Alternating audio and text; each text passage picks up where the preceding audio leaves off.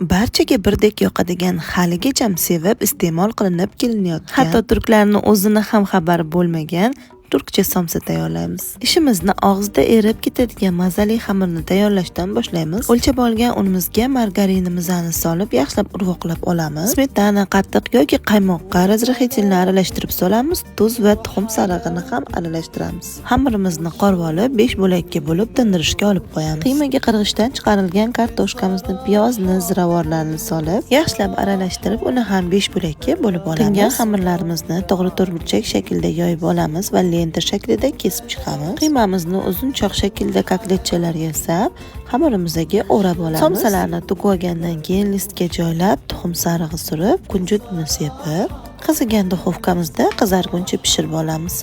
Albatta tayyorlab ko'rishingizni maslahat beramiz. Video yoqqan bo'lsa, qo'llab-quvvatlab, obuna bo'lishni unutmang. Yoqimli ishtaha.